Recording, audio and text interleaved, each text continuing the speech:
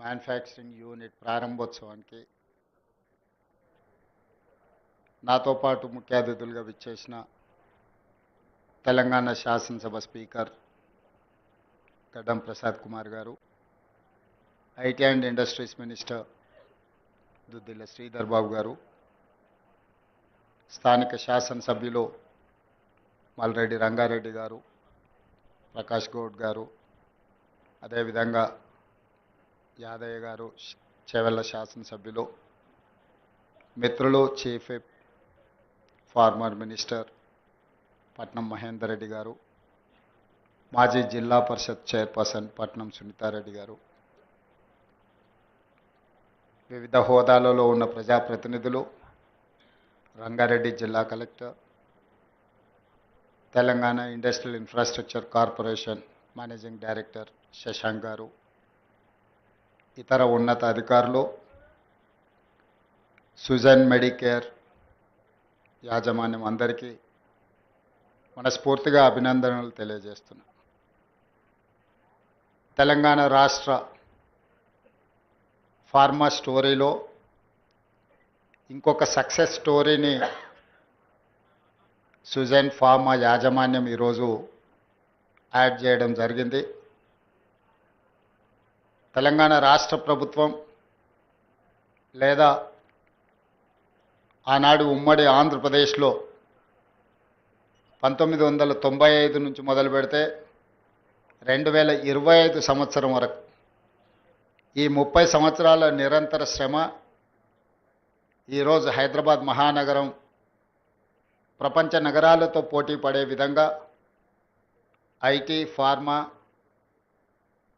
Global capability centres, data centres ఈరోజు మనం పోటీ పడగలుగుతున్నాం.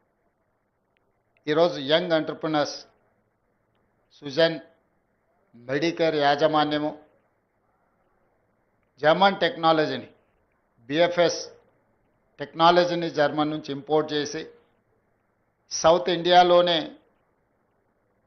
ఐవీ ఫ్లూయిడ్స్లో ఒక గొప్ప సంస్థను ఏర్పాటు చేయడము, ఇక్కడుండే నిరుద్యోగ యువతకి ఉద్యోగ ఉపాధి అవకాశాలు కల్పించడమే కాకుండా తెలంగాణ రాష్ట్ర ప్రభుత్వం Telangana rising 2047 next 10 years by 2034 $1 trillion economy, by 2047 $3 trillion ఎకానమీకి ఏదైతే ప్రణాళికలు సిద్ధం చేసినామో అందులో భాగంగా ఈరోజు ఈ మ్యానుఫ్యాక్చరింగ్ యూనిట్ రాష్ట్రంలో అభివృద్ధి చెందబోతుంది. ఈరోజు తెలంగాణ రాష్ట్ర ప్రభుత్వము పాలసీ పెరాలసిస్ లేకుండా ప్రభుత్వానికి ప్రణాళికబద్ధమైన పాలసీలు ఉంటే రాష్ట్రానికి పెట్టుబడులను ఆకర్షించడమే కాకుండా పెట్టుబడులు పెడుతున్న యాజమాన్యానికి రక్షణ కల్పించడమే కాకుండా ఆ పెట్టుబడులకు లాభం వచ్చే విధంగా ప్రభుత్వ ప్రణాళికలు, ప్రభుత్వ విధానాలు ఉండాలి అని భావించి ఈరోజు తెలంగాణ రాష్ట్ర ప్రభుత్వం ఒక గ్లోబల్ సమ్మిట్ని ఏర్పాటు చేసి తెలంగాణ స్టేట్కి ఒక కాంప్రహెన్సివ్ పాలసీ డాక్యుమెంట్ను రిలీజ్ చేయడం జరిగింది. Based on that policy document, outer ring road inside almost 2,100 square kilometers is called CURE, Core Urban Region Economy. From outer ring road to regional ring road, around 10,000 square kilometers, it is called PURE, Peri-Urban Region Economy. From regional ring road outside to Telangana border, it is called Rural Agriculture Region Economy. So we have adopted 3-layer policy. First layer is CURE, second layer is PURE, third layer is RARE. These 3 policies are Telangana policy. It is going to reach by 2034 $1 trillion economy, by 2047 $3 trillion economy. For that, we need industrial policy, we need energy policy, we need tourism policy, we need endowment, tourism and medical policy. Visweswara Reddy గారు లాంటి exposure ఉన్న parliament సభ్యులు ఈ ప్రాంతంలో ఉండడం, పార్టీలకు అతీతంగా ఇలాంటి పాలసీస్ని ప్రజాప్రతినిధులుగా వాళ్ళందరూ కూడా రాష్ట్ర ప్రభుత్వానికి మద్దతు ఇవ్వడం, ఇవన్నీ కూడా తెలంగాణ గ్రోత్ ఇంజన్కి యాడెడ్ అడ్వాంటేజెస్. రేపటి భవిష్యత్తులో తెలంగాణ రాష్ట్ర ఆర్థిక వ్యవస్థ ఈ ప్యూర్ మీదనే ఆధారపడి ఉంది. అందుకే cure outer ring road inside service సెక్టర్గా, ప్యూర్ ఏరియాని మ్యానుఫ్యాక్చరింగ్ సెక్టర్గా, రేర్ ఏరియాని అగ్రికల్చర్ ఎకానమీగా ఈరోజు తెలంగాణ రాష్ట్ర ప్రభుత్వం ప్రణాళికలు సిద్ధం చేసి, ఈ పారదర్శకమైన ప్రణాళికలని పెట్టుబడులను ఆకర్షించడానికి ఈ దేశంలో ఉండే ఇతర నగరాలతో పోటీ పడడం కాదు, ప్రపంచంలో ఉండే గొప్ప నగరాలు, గొప్ప దేశాలతో ఈరోజు తెలంగాణ పోటీ పడాలనుకుంటుంది. పదే పదే చర్చలలో ఆంధ్రప్రదేశ్తోనో, కర్ణాటకతోనో, మహారాష్ట్రతోనో, తమిళనాడుతోనో, లేకపోతే ఢిల్లీలో ఉండే గుర్గాంతోనో తెలంగాణ పోటీ పడుతుంది అన్న చర్చ జరుగుతుంది. ఆ చర్చకు పులి స్టాప్ పెట్టి ఈరోజు జపాన్, జర్మన్, సౌత్ కొరియా లాంటి దేశాలతో, సింగపూర్, టోక్యో, న్యూయార్క్ లాంటి నగరాలతో పోటీ పడాలని ఈరోజు తెలంగాణ రాష్ట్ర ప్రభుత్వం ఆలోచన చేస్తుంది. ఈరోజు తెలంగాణలో ఐఎస్బి, నల్సార్ యూనివర్సిటీ, IIIT ఇలాంటి మంచి యూనివర్సిటీలు, నాలెడ్జ్ హబ్ ఈరోజు తెలంగాణలో ఉంది. ఈరోజు పరిశ్రమలకు అనుకూలమైన పరిస్థితులు, ప్రభుత్వ విధానాలు అందుబాటులో ఉన్నాయి. అందుకే ఈరోజు Telangana wanted to rise, Telangana wanted to compete with New York, South Korea or other countries. అందులో భాగంగా ఈరోజు ఇలాంటి యంగ్ ఎంటర్ప్రెనర్స్ ప్రారంభించే యూనిట్స్ని తెలంగాణ రాష్ట్ర ప్రభుత్వము సంపూర్ణంగా మద్దతు ఇచ్చి, ప్రోత్సహించి, ప్రభుత్వం నుంచి అవసరమైన అనుమతులను సరైన సమయంలోనే వాళ్ళకి ఇచ్చే విధంగా ఈరోజు ప్రభుత్వ విధానాలను తీసుకురావడం జరిగింది. అందుకే ఈరోజు ఇలాంటి యంగ్ ఎంటర్ప్రెనర్స్ ప్రారంభించే పరిశ్రమలను ప్రత్యక్షంగా ముఖ్యమంత్రిగా, పరిశ్రమల శాఖ మంత్రిగా నేను శ్రీధర్ బాబు గారు రావడం, పెట్టుబడిదారులకు ఒక నమ్మకం, విశ్వాసం కల్పించాలన్న ఆలోచనతోని, వాళ్ళని ప్రోత్సహించాలన్న ఆలోచనతోని ఒక సక్సెస్ స్టోరీని తెలంగాణలో రాయాలని ఈరోజు బల్క్ డ్రగ్స్లో దేశంలో ఉత్పత్తి చేసే దాంట్లో 40% బల్క్ డ్రగ్స్ ఓన్లీ హైదరాబాద్ నగరం నుంచే ఈరోజు మనం అందిస్తున్నాము అని అంటే ఇది ఒక గొప్ప విజయం. మన ప్రపంచాన్ని పట్టి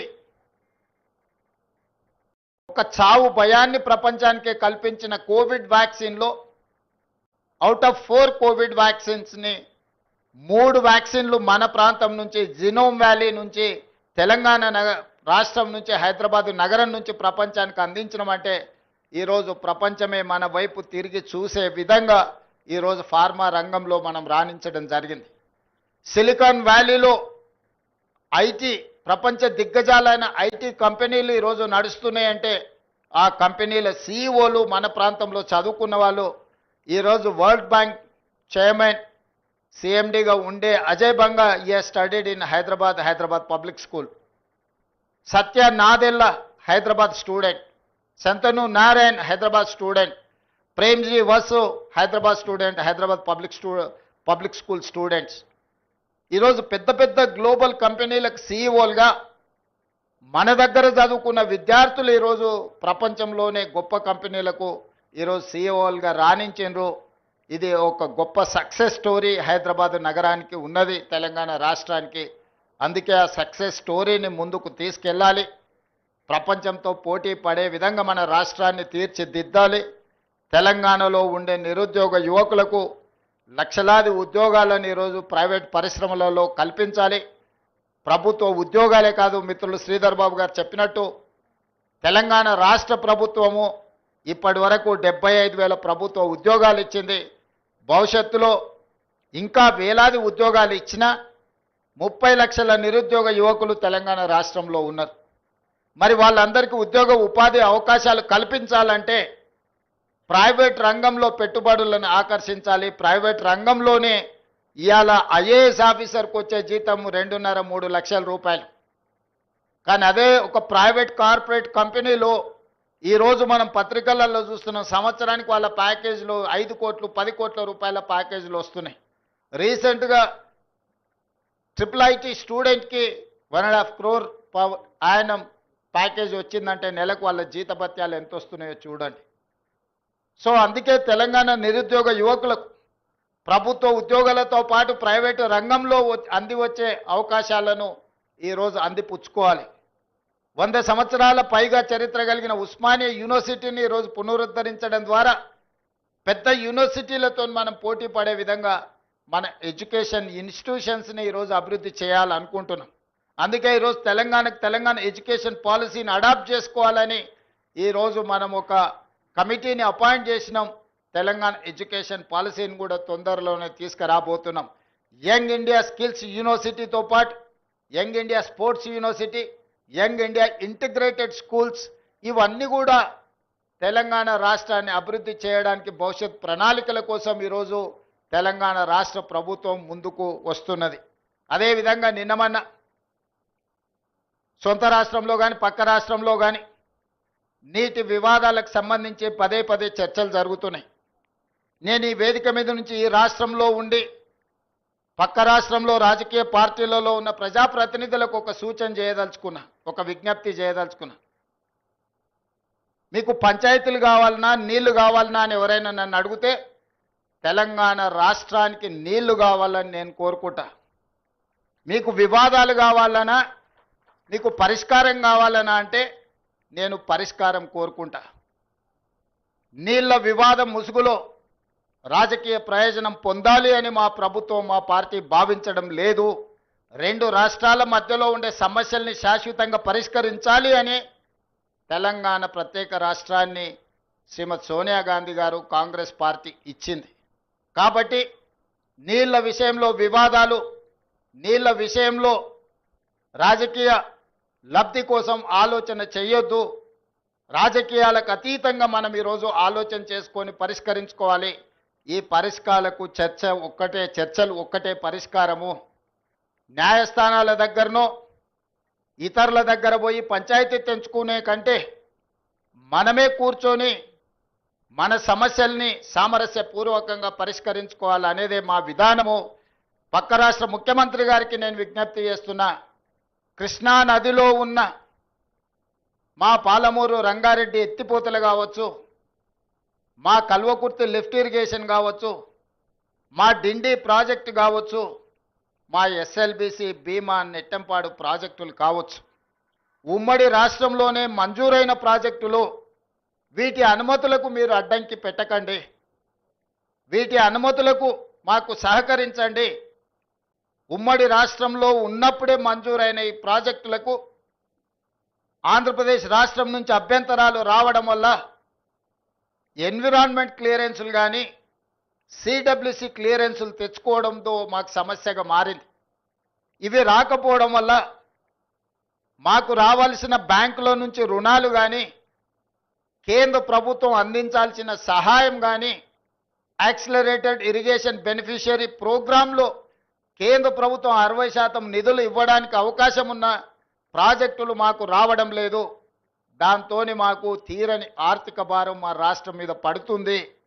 ఇవన్నీ కూడా మీరు సహకరించండి. మీకేమైనా సమస్యలు ఉంటే కూడా మేము సానుకూలంగా ఆలోచన చేస్తాం. మేము వివాదం కోరుకోవడం లేదు. నేను మరొక్కసారి ఈ వేదిక మీద నుంచి చెప్పదలుచుకున్నా, నేను శాశ్వత పరిష్కారాన్ని కోరుకుంటున్నా. ఇది రాజకీయ ప్రయోజనం కాదు, ప్రజల ప్రయోజనము, రైతుల ప్రయోజనము, పెట్టుబడిదారుల ప్రయోజనము. ఇంతకుముందే మిత్రులు శ్రీధర్ బాబు గారు వస్తూ చెప్తున్నారు, మనం డేటా సెంటర్స్ని అత్యధికంగా ఈ ప్రాంతంలో అడుగుతా ఉన్నారు. డేటా సెంటర్స్ని ఇక్కడ పెట్టాలి అని అంటే విద్యుత్తుతో పాటు నీరు కూడా అవసరము అని. మరి కృష్ణానది నుంచి నీటిని తరలించాలన్నా యాదాద్రి పవర్ ప్రాజెక్టు నుంచి మనము పవర్ కనెక్షన్స్ తీసుకోవాలన్నా ఈరోజు తెలంగాణ రాష్ట్రానికి పోర్టు లేదు. దేశంలో ఏకైక రాష్ట్రం పోర్టు లేని రాష్ట్రం తెలంగాణ రాష్ట్రం. మరి ఈరోజు పోర్ట్ కనెక్టివిటీ ఉంటేనే మ్యానుఫ్యాక్చరింగ్ యూనిట్ ఇండస్ట్రీస్ వస్తాయి. దానికి అందుకే మచిలీపట్నం పోర్ట్కి డైరెక్ట్గా భారత్ ఫ్యూచర్ సిటీ నుంచి 12 lane express highway with controlled access with railway కనెక్టివిటీతో ఈరోజు కేంద్ర ప్రభుత్వం నుంచి మనం అనుమతులు అడిగినాం. ఇలాంటి అభివృద్ధి జరగాలంటే పక్క రాష్ట్రంతో కూడా మనకు సయోధ్య ఉండాలి, పక్క రాష్ట్ర సహకారం కూడా ఉండాలి.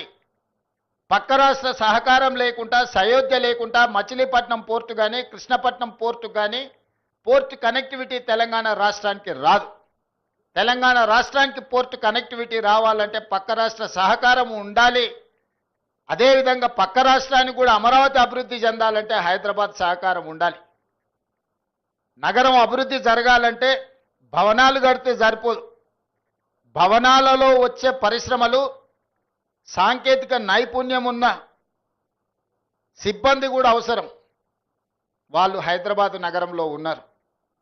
అందుకే రెండు రాష్ట్రాలు ఇచ్చిపుచ్చుకునే ధోరణిలో ముందుకు వెళ్ళాలి. పక్క రాష్ట్రంతో తప్పకుండా చర్చలు కొనసాగుతాయి. పక్క రాష్ట్రాలతో వివాదాలు పెట్టుకోవాలన్న ఆలోచన మాకు లేదు. అది కర్ణాటక అయినా, మహారాష్ట్ర అయినా, ఆంధ్రప్రదేశ్ అయినా, తమిళనాడు అయినా పక్కనుండే రాష్ట్రాలతో వివాదాలు మేము కోరుకోవడం లేదు. పక్కనున్న రాష్ట్రాలతో ఉన్న సమస్యల్ని చర్చల ద్వారా శాశ్వతంగా పరిష్కరించాలని కోరుకుంటున్నాము. పక్క రాష్ట్రాలను కూడా ఒక అడుగు ముందుకు వేయండి. మీరు సానుకూలంగా ఒక అడుగు ముందుకు వేస్తే 10 అడుగులు ముందుకు వేసే తత్వం తెలంగాణ ప్రజలలో, తెలంగాణ రక్తంలో ఉన్నది.